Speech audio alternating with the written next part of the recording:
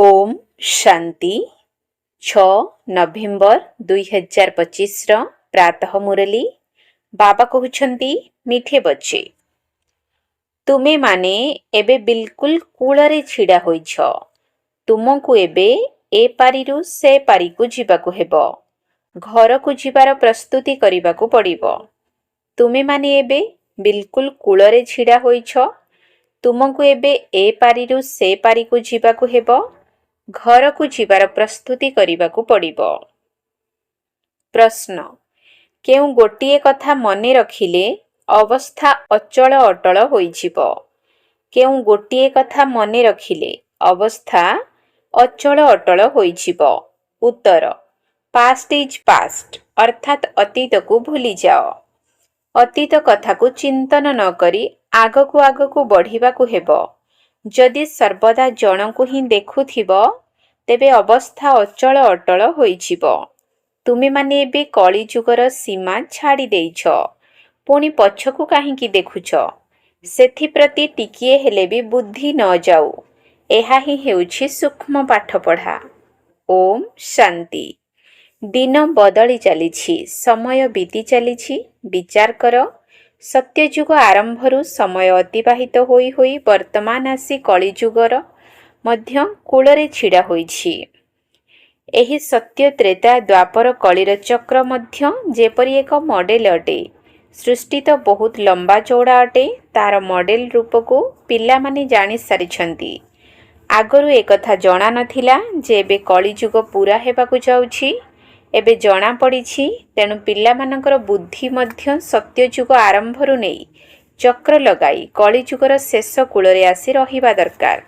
जानिबा दरकार जे घड़ीर कंटा टिक टिक होई चलीछि। ड्रामा घूरी चलीछि। आउ केते समय बाकी थिबो? मात्र अल्प समय ही थिबो। आगरु एकथा तो जणा नथिला। एबे बाबा आसी बुझाउछंती आउ खूब कम समय बाकी अछि। ए दुनियारु से दुनिया को जीवा पाई बाकी अल्प समय अछि। एही ज्ञान मध्य वर्तमान मिलिछि। आमे सत्ययुग आरंभरु चक्र लगाई लगाई वर्तमान कलिजुग शेषरे आसी पहुंचिछु। एबे पुणी फेरिबाकु हेबो। जीवा एवं आसीबा निमंते द्वार रही थाए ना। एहा मध्य सही परी पिला मानकु बुझाइबा दरकार बाकी अल्प समय अछि। एहा पुरुषोत्तम संगम जुग अटे। एबे आमे कूलरे छिड़ा होइछु। जीवाकु बहुत कम समय रहिछि। एबे एही पुराणा दुनियारु ममत्व तुटेई देबाकु हेबो। एबे तो नुआ दुनिया को जीवाकु हेबो। ज्ञान तो बहुत सहजरे मिली जाउछि। तेबे एहाकु बुद्धिरे रखिबा उचित। चक्र को बुद्धिरे घुराइबा दरकार। एबे तुमे कली जुगरे नाह। जेहेतु एही पुराणा दुनिया को छाड़ी देइछ पुणी सेमानंकु अर्थात मित्र संबंधी को काहींकी मने पकाउछ। आमे एही पुरुषोत्तम संगम जुगरे अछु। पुणी पछकु काहींकी देखिबु। बुद्धि जुग विकारी दुनिया सहित काहींकी लगाइबु। ए सबु बहुत सूक्ष्म कथा अटे। बाबा जानिछंती केही केही तो टंका करू अणाए मध्य बुझु नाहंती।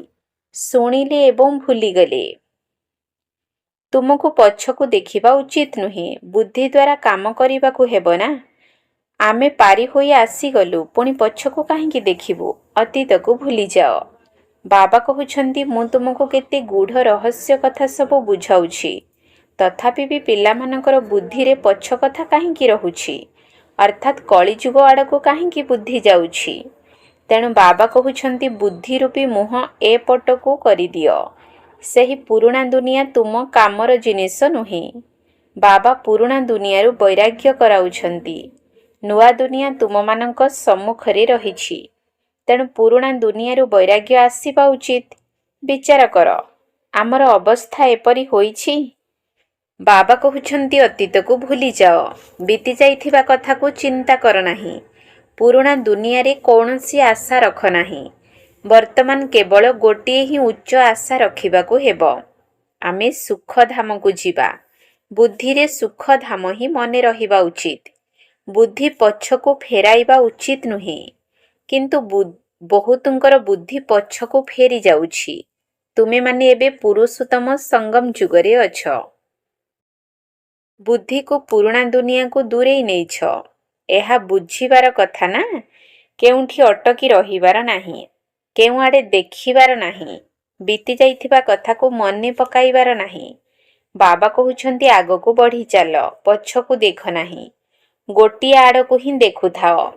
ତେବେ ଯାଇ ଅଚଳ ସ୍ଥିର ଅଟଳ ଅବସ୍ଥା ରହିପାରିବ। ସେ ଆଡ଼କୁ ଦେଖିଲେ ପୁରୁଣା ଦୁନିଆର ମିତ୍ର ସମ୍ବନ୍ଧୀ ଆଦି ମନେ ପଡ଼ିବେ।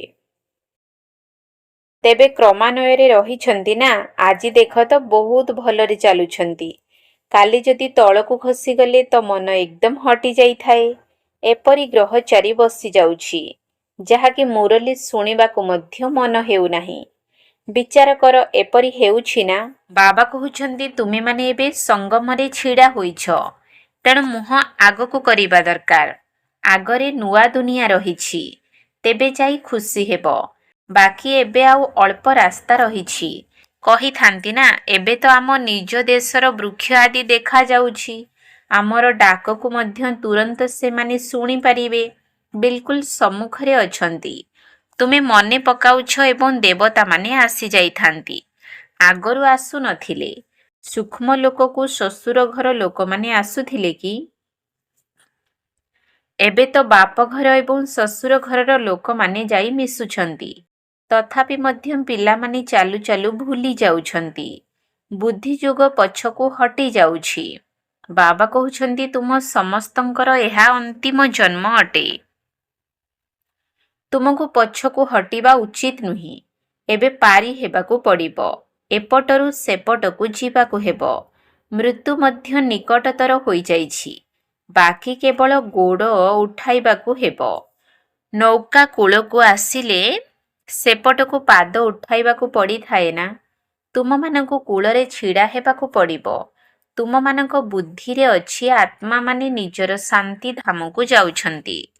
ଏହି କଥା ମନେ ରହିଲେ ମଧ୍ୟ ଖୁସି ତୁମକୁ ଅଚଳ ଅଟଳ କରିଦେବ। ଏହିଭଳି ବିଚାର ସାଗର ମନ୍ଥନ କରିବାକୁ ହେବ। ଏହା ହେଉଛି ବୁଦ୍ଧିର କଥା। ଆମେ ଆତ୍ମା ଘରକୁ ଯାଉଛୁ। ବାକି ଆଉ ଅଳ୍ପ ବାଟ ଏବଂ ଅଳ୍ପ ସମୟ ରହିଛି। ଏହାକୁ ହିଁ ଯୋଗର ଯାତ୍ରା କୁହାଯାଏ। ପିଲାମାନେ ଏକଥା ମଧ୍ୟ ଭୁଲି ଯାଉଛନ୍ତି। ଚାର୍ଟ ଲେଖିବାକୁ ମଧ୍ୟ ଭୁଲି ଯାଉଛନ୍ତି। ନିଜ ହୃଦୟରେ ହାତ ରଖି ଦେଖ।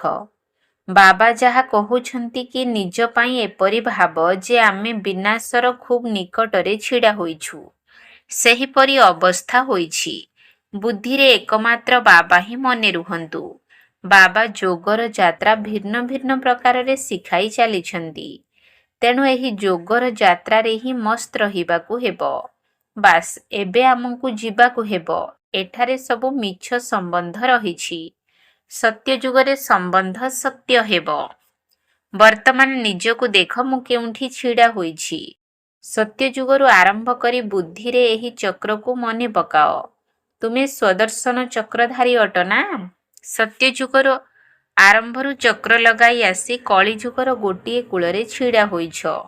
ଆଉ ଅଳ୍ପ ରାସ୍ତା ବାକି ଅଛି ନା? କେହି କେହି ତ ନିଜର ସମୟକୁ ବହୁତ ବ୍ୟର୍ଥରେ ନଷ୍ଟ କରିଦେଉଛନ୍ତି। 5-10 ମିନିଟ୍ ମଧ୍ୟ ମୁସ୍କିଲରେ ବାବାଙ୍କ ସ୍ମୃତିରେ ରହୁଥିବେ। ତେବେ ସାରାଦିନ ତ ସ୍ୱଦର୍ଶନ ଚକ୍ରଧାରୀ ହୋଇ ରହିବା ଦରକାର। କିନ୍ତୁ ଏପରି ତ ହେଉନାହିଁ। ବାବା ଭିନ୍ନ ଭିନ୍ନ ପ୍ରକାରରେ ବୁଝାଉଛନ୍ତି। ଏଥିରେ ଆତ୍ମାର ହିଁ କଥା ରହିଛି। ତୁମ ବୁଦ୍ଧିରେ ଚକ୍ର ଘୂରି ଚାଲିଛି। ଏହି ସ୍ମୃତି ବୁଦ୍ଧିରେ କାହିଁକି ରହୁନାହିଁ? ଏବେ ଆମେ କୂଳରେ ଛିଡ଼ା ହୋଇଛୁ। ଏହି କୂଳ ବୁଦ୍ଧିରେ କାହିଁକି ମନେ ରହୁନାହିଁ? ଯେତେବେଳେ ଜାଣୁଛ କି ଆମେ ପୁରୁଷୋତ୍ତମ ହେବାକୁ ଯାଉଛୁ, ତେଣୁ କୂଳରେ ଯାଇ ଛିଡ଼ା ହୋଇଯାଅ। ଉକୁଣି ସଦୃଶ ଚାଲୁଥାଅ। ତୁମେମାନେ ଏହି ଅଭ୍ୟାସ କାହିଁକି କରୁନାହଁ? କାହିଁକି ଚକ୍ର ବୁଦ୍ଧିରେ ଆସୁନାହିଁ? ଏହା ସ୍ୱଦର୍ଶନ ଚକ୍ର ଅଟେ ନା? ବାବା ଆରମ୍ଭରୁ ନେଇ ସାରା ଚକ୍ରର ଜ୍ଞାନ ବୁଝାଉଛନ୍ତି। ତୁମର ବୁଦ୍ଧି ଚକ୍ର ଲଗାଇ ଆସି କୂଳରେ ଛିଡ଼ା ହେବା ଦରକାର। ଆଉ କୌଣସି ବାହାରର ବାତାବରଣର ଚିନ୍ତା ନ ରହୁ। ଦିନକୁ ଦିନ ତୁମ ସନ୍ତାନମାନଙ୍କୁ ସାଇଲେନ୍ସକୁ ଯିବାକୁ ପଡ଼ିବ। ତେଣୁ ସମୟ ନଷ୍ଟ କରିବା ଉଚିତ ନୁହେଁ। ପୁରୁଣା ଦୁନିଆକୁ ଛାଡ଼ି ନୂଆ ସମ୍ବନ୍ଧରେ ନିଜର ବୁଦ୍ଧି ଯୋଗ ଲଗାଅ। ଯଦି ଯୋଗ ନ ଲଗାଇବ ତେବେ ପାପ କିପରି କଟିବ? ତୁମେ ଜାଣିଛ ଏହି ଦୁନିଆ ସମାପ୍ତ ହୋଇଯିବ। ଏହାର ମଡେଲ କେତେ ଛୋଟ ଅଟେ? ଏହା 5000 ବର୍ଷର ଦୁନିଆ ଅଟେ। ଆଜମେରରେ ସ୍ୱର୍ଗର ମଡେଲ ରହିଛି, କିନ୍ତୁ କାହାର ସ୍ୱର୍ଗ କ'ଣ ମନେ ପଡ଼ୁଛି କି? ସେମାନେ ସ୍ୱର୍ଗର ମଡେଲରୁ କ'ଣ ଜାଣିବେ? ଭାବୁଛନ୍ତି ସ୍ୱର୍ଗ ତ 40,000 ବର୍ଷ ପରେ ଆସିବ। ବାବା ତୁମକୁ ବସି ବୁଝାଉଛନ୍ତି, ଏହି ପୁରୁଣା ଦୁନିଆରେ କର୍ମଧନ୍ଦା ଆଦି କରି ବୁଦ୍ଧିରେ ଏକଥା ମନେ ରଖ ଯେ ଏହି ଦୁନିଆ ସମାପ୍ତ ହୋଇଯିବ। ଆମେ କଳିଯୁଗର ଶେଷ ସମୟରେ ଛିଡ଼ା ହୋଇଛୁ। ଏବେ ଘରକୁ ଯିବାକୁ ହେବ। ଡ୍ରାମା ପ୍ରତି ପାଦେ ପାଦେ ଉକୁଣି ସଦୃଶ ଚାଲୁଛି। ଆମର ଲକ୍ଷ୍ୟ କେତେ ଉଚ୍ଚ? ବାବା ତ ଲକ୍ଷ୍ୟକୁ ଜାଣିଛନ୍ତି ନା। ବାବାଙ୍କ ସହିତ ଦାଦା ମଧ୍ୟ ଏକାଠି ଅଛନ୍ତି। ବାବା ବୁଝାଉଛନ୍ତି, ତେବେ ଇଏ କ'ଣ ବୁଝାଇ ପାରିବେ ନାହିଁ? ଇଏ ମଧ୍ୟ ଶୁଣୁଛନ୍ତି ନା? କ'ଣ ଇଏ କ'ଣ ବିଚାର ସାଗର ମନ୍ଥନ କରୁନଥିବେ? ବାବା ତୁମକୁ ବିଚାର ସାଗର ମନ୍ଥନ କରିବା ପାଇଁ ପଏଣ୍ଟ ଶୁଣାଇ ଚାଲିଛନ୍ତି। ଏପରି ନୁହେଁ କି ବ୍ରହ୍ମା ବାବା ବହୁତ ପଛରେ ଅଛନ୍ତି। ଆରେ ଇଏ ତ ଲାଙ୍ଗୁଡ଼ ପରି ଲଟକି ରହିଛନ୍ତି, ପୁଣି ପଛରେ କିପରି ରହିବେ? ଏହି ସବୁ ଗୁହ୍ୟ ଗୁହ୍ୟ କଥାକୁ ଧାରଣ କରିବାକୁ ହେବ। ଅବହେଳାପଣିଆକୁ ଛାଡ଼ିବାକୁ ହେବ। କେହି କେହି ବାବାଙ୍କ ନିକଟକୁ ଦୁଇ ବର୍ଷ ପରେ ଆସୁଛନ୍ତି। ତେବେ ତାଙ୍କର କ'ଣ ଏକଥା ମନେ ରହିଥିବ? ଆମେ ଏବେ ଶେଷ ସମୟରେ ଆସି ପହଞ୍ଚିଛୁ। ଏବେ ଯିବାକୁ ହେବ। ଯଦି ଏପରି ଅବସ୍ଥା ହୋଇଗଲା ତେବେ ଆଉ କ'ଣ ଦରକାର? ବାବା ଏକଥା ମଧ୍ୟ ବୁଝାଇଛନ୍ତି, ଦ୍ୱିମୁକୁଟଧାରୀ ଏହା କେବଳ ନାମ ଅଟେ। ବାକି ଲାଇଟର କୌଣସି ମୁକୁଟ ସେଠାରେ ନଥାଏ। ଏହା ତ ପବିତ୍ରତାର ଚିହ୍ନ। ଯିଏ ବି ଧର୍ମସ୍ଥାପକ ଅଛନ୍ତି ସେମାନଙ୍କ ଚିତ୍ରରେ ଲାଇଟ୍ ନିଶ୍ଚୟ ଦେଖାଇଥାନ୍ତି, କାହିଁକି ନା ସେମାନେ ନିର୍ବିକାରୀ ସତୋପ୍ରଧାନ ଅଟନ୍ତି। ସେମାନେ ପୁଣି ରଜୋ ତମୋ ଅବସ୍ଥାକୁ ଆସୁଛନ୍ତି। ବର୍ତ୍ତମାନ ତୁମ ସନ୍ତାନମାନଙ୍କୁ ଜ୍ଞାନ ମିଳୁଛି, ତେଣୁ ସେଥିରେ ମସ୍ତ ରହିବା ଉଚିତ। ଯଦିଓ ତୁମେ ଏ ଦୁନିଆରେ ରହିଛ, କିନ୍ତୁ ତୁମ ବୁଦ୍ଧିର ଯୋଗ ସେଠାରେ ଲାଗି ରହୁ। ଲୌକିକ ସମ୍ବନ୍ଧୀଙ୍କ ସହିତ ମଧ୍ୟ ସମ୍ପର୍କ ତ ରଖିବାକୁ ହେବ। ଯେଉଁମାନେ ଏହି କୁଳର ହୋଇଥିବେ ସେମାନେ ବାହାରି ଆସିବେ। ଚାରା ତ ଲାଗିବ। ଆଦି ସନାତନ ଦେବୀ ଦେବତା ଧର୍ମାବଲମ୍ବୀ ଯେଉଁମାନେ ହୋଇଥିବେ ନିଶ୍ଚୟ ଆଗ ପଛ ହୋଇ ଆସିବେ। ଯେଉଁମାନେ ପଛରେ ଆସିବେ ସେମାନେ ମଧ୍ୟ ଆଗରୁ ଯେଉଁମାନେ ଆସୁଥିବେ ସେମାନେ ତାଙ୍କଠାରୁ ତୀବ୍ର ବେଗରେ ଆଗକୁ ଚାଲିଯିବେ। ଶେଷ ପର୍ଯ୍ୟନ୍ତ ଏହିପରି ହୋଇ ଚାଲିବ। ସେମାନେ ପୁରୁଣାମାନଙ୍କ ଠାରୁ ଆଗକୁ ଯିବେ। ଯୋଗର ଯାତ୍ରା ଉପରେ ହିଁ ସମସ୍ତ ପରୀକ୍ଷା ହେଉଛି। ଡେରିରେ ଆସିଲେ ମଧ୍ୟ ଯୋଗର ଯାତ୍ରାରେ ଲାଗିଯାଅ ଏବଂ ସବୁ କର୍ମଧନ୍ଦା ଛାଡ଼ି ଏହି ଯାତ୍ରାରେ ବସିଯାଅ। ଭୋଜନ ତ ଖାଇବାକୁ ହିଁ ହେବ। ଭଲ ଭାବରେ ଯୋଗରେ ରହିପାରିଲେ ତେବେ ଏହି ଖୁସି ସଦୃଶ ଖୁରାକ ଆଉ କିଛି ନାହିଁ। ଏହି ଚିନ୍ତା ଲାଗି ରହୁ ଯେ ଏବେ ଆମେ ଘରକୁ ଯାଉଛୁ। 21 ଜନ୍ମର ରାଜ୍ୟ ଭାଗ୍ୟ ମିଳୁଛି। ଯାହାକୁ ଲଟେରୀ ମିଳିଥାଏ ତାଙ୍କର ଖୁସିର ପାରା ଚଢ଼ି ଯାଇଥାଏ ନା। ତୁମକୁ ମଧ୍ୟ ବହୁତ ପରିଶ୍ରମ କରିବାକୁ ହେବ। ଏହାକୁ ହିଁ ଅନ୍ତିମ ଅମୂଲ୍ୟ ଜୀବନ କୁହାଯାଉଛି। ଯୋଗର ଯାତ୍ରାରେ ବହୁତ ମଜା ରହିଛି। ହନୁମାନ ମଧ୍ୟ ପୁରୁଷାର୍ଥ କରି କରି ସ୍ଥିର ହୋଇଗଲେ ନା। ଦୁନିଆରେ ନିଆଁ ଲାଗିଗଲା। ରାବଣର ରାଜ୍ୟ ଜଳିଗଲା। ଏହାକୁ ଏକ କାହାଣୀ କରିଦେଇଛନ୍ତି। ବାବା ଆସି ଯଥାର୍ଥ କଥା ବୁଝାଉଛନ୍ତି। ରାବଣ ରାଜ୍ୟ ଖଲାସ ହୋଇଯିବ। ଏହାକୁ ସ୍ଥିର ବୁଦ୍ଧି କୁହାଯାଏ। ଆମେ ଘରକୁ ଯିବା ପାଇଁ କୂଳରେ ଆସି ଛିଡ଼ା ହୋଇଛୁ। ଏହି ସ୍ମୃତିରେ ରହିବାର ପୁରୁଷାର୍ଥ କଲେ ଖୁସିର ପାରା ଚଢ଼ିବ। ଆୟୁଷ ମଧ୍ୟ ଯୋଗ ବଳ ଦ୍ୱାରା ବଢ଼ିଥାଏ। ତୁମେ ଏବେ ଦୈବୀଗୁଣ ଧାରଣ କରୁଛ, ତାହା ପୁଣି ଅଧା କଳ୍ପ ଚାଲିବ। ଏହି ଗୋଟିଏ ଜନ୍ମରେ ତୁମେ ଏତେ ପୁରୁଷାର୍ଥ କରୁଛ, ଯାହା ଫଳରେ ତୁମେ ଯାଇ ଏହିପରି ଲକ୍ଷ୍ମୀ ନାରାୟଣ ହେଉଛ। ତେଣୁ କେତେ ପୁରୁଷାର୍ଥ କରିବା ଉଚିତ। ଏଥିରେ ଅବହେଳା ଅଥବା ସମୟ ନଷ୍ଟ କରିବା ଉଚିତ ନୁହେଁ। ଯିଏ କରିବ ସିଏ ପାଇବ। ବାବା ଶିକ୍ଷା ଦେଇ ଚାଲିଛନ୍ତି। ତୁମେ ଜାଣିଛ କଳ୍ପ କଳ୍ପ ଆମେ ବିଶ୍ୱର ମାଲିକ ହେଉଛୁ। ଏତେ ଅଳ୍ପ ସମୟରେ ଆମେ କମାଲ କରି ଦେଉଛୁ। ସାରା ଦୁନିଆକୁ ପରିବର୍ତ୍ତନ କରିଦେଉଛୁ।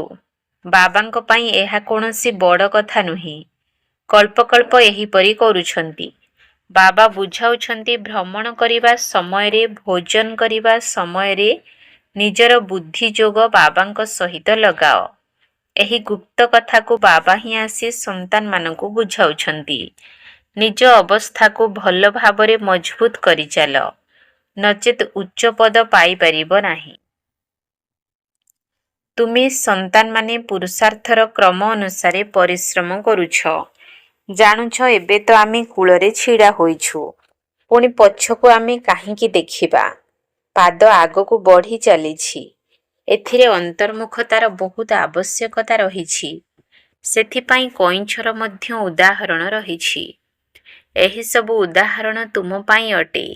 ସନ୍ନ୍ୟାସୀମାନେ ତ ହଠ୍ ଯୋଗୀ ଅଟନ୍ତି। ସେମାନେ ତ ରାଜଯୋଗ ଶିଖାଇ ପାରିବେ ନାହିଁ। ସେମାନେ ଏକଥା ଶୁଣି ଭାବୁଛନ୍ତି ଏମାନେ ଆମର ଅପମାନ କରୁଛନ୍ତି। ସେଥିପାଇଁ ଏହାକୁ ମଧ୍ୟ ଯୁକ୍ତିର ସହ ଲେଖିବାକୁ ହେବ। ବାବାଙ୍କ ଛଡ଼ା ରାଜଯୋଗ କେହି ଶିଖାଇ ପାରିବେ ନାହିଁ। ଏକଥା ପରୋକ୍ଷରେ କୁହାଯାଉଛି, ଯେପରି ତାଙ୍କର ଖିଆଲ ନ ଆସୁ। ଯୁକ୍ତିରେ ଚାଲିବାକୁ ପଡ଼ୁଛି ନା, ଯେପରି ସାପ ବି ମରିବ, ବାଡ଼ି ବି ନ ଭାଙ୍ଗିବ। କୁଟୁମ୍ବ, ପରିବାର ଆଦି ସମସ୍ତଙ୍କ ସହିତ ପ୍ରୀତି ମଧ୍ୟ ରଖ, କିନ୍ତୁ ବୁଦ୍ଧିର ଯୋଗ ବାବାଙ୍କ ସହିତ ଲଗାଇବାକୁ ପଡ଼ିବ। ତୁମେ ଜାଣିଛ ଆମେ ଏବେ ଜଣଙ୍କ ମତରେ ଚାଲୁଛୁ। ଏହା ଦେବତା ହେବାର ମତ। ଏହାକୁ ହିଁ ଅଦ୍ୱୈତ ମତ କୁହାଯାଉଛି। ପିଲାମାନଙ୍କୁ ଦେବତା ହେବାକୁ ହେବ। ତୁମେମାନେ କେତେ ଥର ହୋଇଛ? ଅନେକ ଥର। ଏବେ ତୁମେ ସଙ୍ଗମ ଯୁଗରେ ଛିଡ଼ା ହୋଇଛ। ଏହା ହେଉଛି ଅନ୍ତିମ ଜନ୍ମ। ଏବେ ତ ଯିବାକୁ ହେବ। ତେଣୁ ପଛକୁ ଦେଖିବା ଉଚିତ ନୁହେଁ। ସବୁ ଦେଖି ମଧ୍ୟ ନିଜର ଅଟଳ ଅବସ୍ଥାରେ ଛିଡ଼ା ହୋଇ ରୁହ। ନିଜର ଲକ୍ଷ୍ୟକୁ ଭୁଲିଯିବା ଉଚିତ ନୁହେଁ। ତୁମେମାନେ ହିଁ ମହାବୀର ଅଟ, ଯିଏକି ମାୟା ଉପରେ ବିଜୟ ପ୍ରାପ୍ତ କରୁଛ। ଏବେ ତୁମେମାନେ ଜାଣୁଛ ହାରିବା ଏବଂ ଜିତିବାର ଏହି ଚକ୍ର ଘୂରି ଚାଲିଛି। ବାବାଙ୍କର ଏହା କେତେ ବିଚିତ୍ର ଜ୍ଞାନ। ଏକଥା କ'ଣ ଜଣାଥିଲା କି ନିଜକୁ ବିନ୍ଦୁ ବୋଲି ଭାବିବାକୁ ହେବ? ଏତେ ଛୋଟ ବିନ୍ଦୁରେ ସମସ୍ତ ପାର୍ଟ ଅନ୍ତର୍ନିହିତ ହୋଇ ରହିଛି, ଯାହାର କି ଚକ୍ର ଘୂରି ଚାଲିଛି। ବହୁତ ଚମତ୍କାର ଅଟେ। ଚମତ୍କାର ବୋଲି କହି ଛାଡ଼ିବାକୁ ମଧ୍ୟ ପଡ଼ୁଛି।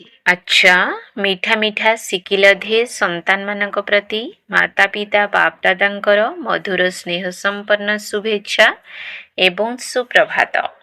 ଆତ୍ମିକ ପିତାଙ୍କର ଆତ୍ମିକ ସନ୍ତାନମାନଙ୍କୁ ନମସ୍ତେ। ଆତ୍ମିକ ସନ୍ତାନମାନଙ୍କର ଆତ୍ମିକ ବାପ ଦାଦାଙ୍କୁ ନମସ୍ତେ, ନମସ୍ତେ, ନମସ୍ତେ। ସୁପ୍ରଭାତ। ଧାରଣା ପାଇଁ ମୁଖ୍ୟ ସାର।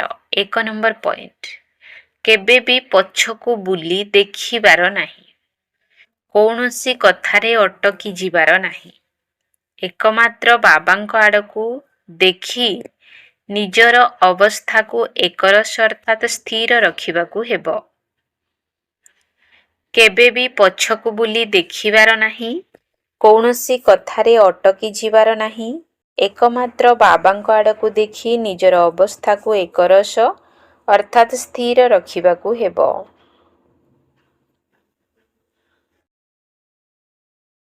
2 ନମ୍ବର ପଏଣ୍ଟ। ବୁଦ୍ଧିରେ ମନେ ରଖିବାକୁ ହେବ ଯେ ଏବେ ଆମେ କୂଳରେ ଛିଡ଼ା ହୋଇଛୁ। ଆମକୁ ଘରକୁ ଯିବାକୁ ହେବ। ସେଥିପାଇଁ ଅବହେଳା ପଣିଆକୁ ଛାଡ଼ିବାକୁ ପଡ଼ିବ। ନିଜର ଅବସ୍ଥାକୁ ମଜବୁତ କରିବା ପାଇଁ ଗୁପ୍ତ ମେହନତ କରିବାକୁ ହେବ। ବୁଦ୍ଧିରେ ମନେ ରଖିବାକୁ ହେବ ଯେ ଏବେ ଆମେ କୂଳରେ ଛିଡ଼ା ହୋଇଛୁ। ଆମକୁ ଘରକୁ ଯିବାକୁ ହେବ। ସେଥିପାଇଁ ଅବହେଳା ପଣିଆକୁ ଛାଡ଼ିବାକୁ ପଡ଼ିବ। ନିଜର ଅବସ୍ଥାକୁ ମଜବୁତ କରିବା ପାଇଁ ଗୁପ୍ତ ମେହନତ କରିବାକୁ ହେବ। ବରଦାନ। ସମସ୍ତଙ୍କର ଆନ୍ତରିକ ସ୍ନେହ ପ୍ରାପ୍ତ କରୁଥିବା ନ୍ୟାରେ ପ୍ୟାରେ ନିଃସଙ୍କଳ୍ପ ଭବ। ସମସ୍ତଙ୍କର ଆନ୍ତରିକ ସ୍ନେହ ପ୍ରାପ୍ତ କରୁଥିବା ନ୍ୟାରେ ପ୍ୟାରେ ନିଃସଙ୍କଳ୍ପ ଭବ। ଯେଉଁ ପିଲାମାନଙ୍କ ଭିତରେ ନ୍ୟାରେ ଅର୍ଥାତ୍ ସମସ୍ତଙ୍କଠାରୁ ନିଆରା ଏବଂ ପ୍ୟାରେ ଅର୍ଥାତ୍ ସମସ୍ତଙ୍କର ପ୍ରିୟ ହେବାର ଗୁଣ ବା ନିଃସଂକଳ୍ପ ସ୍ଥିତିରେ ରହିବାର ବିଶେଷତା ରହିଛି, ଅର୍ଥାତ୍ ଯେଉଁମାନଙ୍କୁ ଏହି ବରଦାନ ପ୍ରାପ୍ତ ହୋଇଛି ସେମାନେ ସମସ୍ତଙ୍କର ପ୍ରିୟ ହୋଇଯାଆନ୍ତି। କାହିଁକି ନା ନିଆରା ପଣିଆ ଦ୍ୱାରା ସମସ୍ତଙ୍କର ଆନ୍ତରିକ ସ୍ନେହ ସ୍ୱତଃ ହିଁ ପ୍ରାପ୍ତ ହୋଇଥାଏ। ସେମାନେ ନିଜର ଶକ୍ତିଶାଳୀ ନିଃସଂକଳ୍ପ ସ୍ଥିତି ବା ଶ୍ରେଷ୍ଠ କର୍ମ ଦ୍ୱାରା ଅନେକ ଆତ୍ମାଙ୍କର ସେବାର ନିମିତ୍ତ ହୋଇଥାନ୍ତି। ସେଥିପାଇଁ ସେମାନେ ନିଜେ ବି ସର୍ବଦା ସନ୍ତୁଷ୍ଟ ରହିଥାନ୍ତି ଏବଂ ଅନ୍ୟମାନଙ୍କର ମଧ୍ୟ କଲ୍ୟାଣ କରିଥାନ୍ତି। ସେମାନଙ୍କୁ ପ୍ରତ୍ୟେକ କାର୍ଯ୍ୟରେ ସଫଳତା ସ୍ୱତଃ ହିଁ ପ୍ରାପ୍ତ ହୋଇଯାଏ। ସ୍ଲୋଗାନ: ଏକମାତ୍ର ବାବା ଶବ୍ଦ ହିଁ ସର୍ବସମ୍ପତ୍ତିର ଚାବି ଅଟେ, ଏହାକୁ ସର୍ବଦା ସାଇତି ରଖିଥାଅ। ଏକମାତ୍ର ବାବା ଶବ୍ଦ ହିଁ ସର୍ବସମ୍ପତ୍ତିର ଚାବି ଅଟେ, ଏହାକୁ ସର୍ବଦା ସାଇତି ରଖିଥାଅ। ଅବ୍ୟକ୍ତ ଇସାରା: ଅଶରୀରୀ ଅଥବା ବିଦେହୀ ସ୍ଥିତିର ଅଭ୍ୟାସକୁ ବଢ଼ାଅ। ଗୋଟିଏ ସେକେଣ୍ଡ ଭିତରେ ଦେହରୁ ବି ବସ୍ତ୍ରଠାରୁ ସେତେବେଳେ ଅଲଗା ହୋଇପାରିବ ଯେତେବେଳେ କୌଣସି ବି ସଂସ୍କାରର ଶକ୍ତିଶାଳୀ ବନ୍ଧନ ନଥିବ। ଯେପରି କୌଣସି ବସ୍ତ୍ର ଯଦି ଚିପି ହୋଇ ରହିଥିବ ତେବେ ତାକୁ ଖୋଲିବା ପାଇଁ କଷ୍ଟକର ହୋଇଥାଏ। ଯଦି ହାଲୁକା ରହିଥିବ ତେବେ ସହଜରେ ଅଲଗା ହୋଇଯିବ। ସେହିପରି ନିଜର ସଂସ୍କାରଗୁଡ଼ିକରେ ଯଦି ଟିକିଏ ବି ସରଳତା ନଥିବ ତେବେ ଅଶରୀରୀ ପଣିଆର ଅନୁଭବ କରିପାରିବ ନାହିଁ। ସେଥିପାଇଁ ସର୍ବଦା ଇଜି ଅର୍ଥାତ୍ ସରଳ ଏବଂ ଅଲର୍ଟ ଅର୍ଥାତ୍ ସଜାଗ ହୋଇ ରୁହ। ଓମ୍ ଶାନ୍ତି।